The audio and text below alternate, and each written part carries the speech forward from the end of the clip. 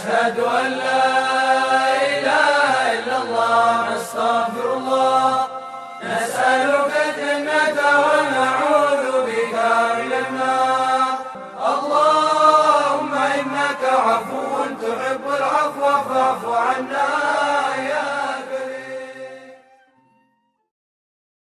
Sahabat-sahabat yang dirahmati oleh Allah Subhanahu wa taala, sebagai umat Nabi Muhammad SAW harus kita tanamkan di dalam hati kita rasa takut pada Allah Subhanahu wa taala. Takut akan nerakanya Allah, takut akan murkanya Allah Subhanahu wa taala, dan takut tidak mendapatkan ampunan dari Allah Subhanahu wa taala. Di dalam bulan yang mulia ini, bulan maghfirah, bulan Ramadan, bulan pengampunan yang Allah bagikan pada umat Nabi Muhammad SAW, itu yang kita harapkan, mendapatkan ampunan, mendapatkan daripada maghfirah yang dibebaskan dari api neraka Allah Subhanahu wa taala. Akan tetapi kita tanamkan di dalam diri kita. Setelah kita berharap pada Allah Subhanahu wa taala, kita pun menanamkan di dalam diri kita agar rasa takut yang ada di dalam diri kita.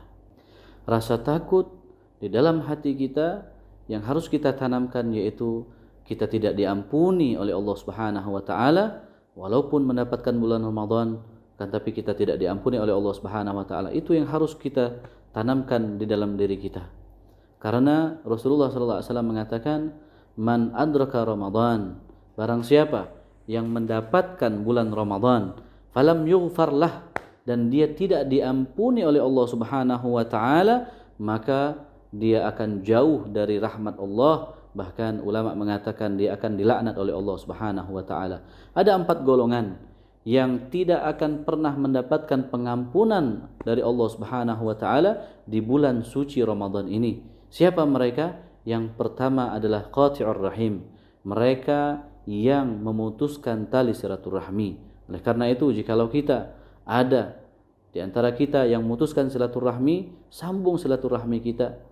Jangan sampai kita masuk bulan Ramadan, keluar bulan Ramadan tidak mendapatkan ampunan dari Allah Subhanahu wa taala gara-gara kita memutuskan silaturahmi, baik itu dari teman kita ataupun silaturahmi dari keluarga kita. Harus cepat-cepat kita sambung kembali silaturahmi kita kepada mereka. Jangan sampai kita tidak mendapatkan pengampunan dari Allah Subhanahu wa taala. Kemudian yang kedua adalah aqul walidain.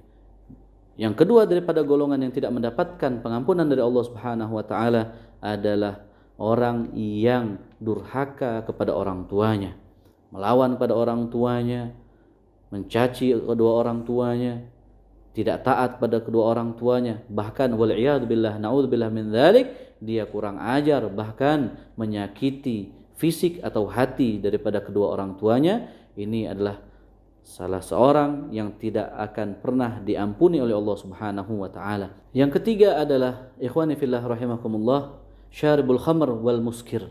Mereka yang meminum arak atau meminum sesuatu yang diharamkan oleh Allah Subhanahu wa taala, yang memabukkan, yang menghilangkan akal mereka, baik itu bentuk cairan ataupun bentuk-bentuk yang lain yang bisa memabukkan, yang diharamkan oleh Allah Subhanahu wa taala. Mereka ini tidak akan pernah mendapatkan pengampunan dari Allah Subhanahu wa taala walaupun mereka berada di dalam bulan Ramadan. Yang keempat, mereka adalah musyahin, mereka yang menyimpan di dalam hati mereka kebencian, dendam atau permusuhan kepada saudaranya sesama muslim.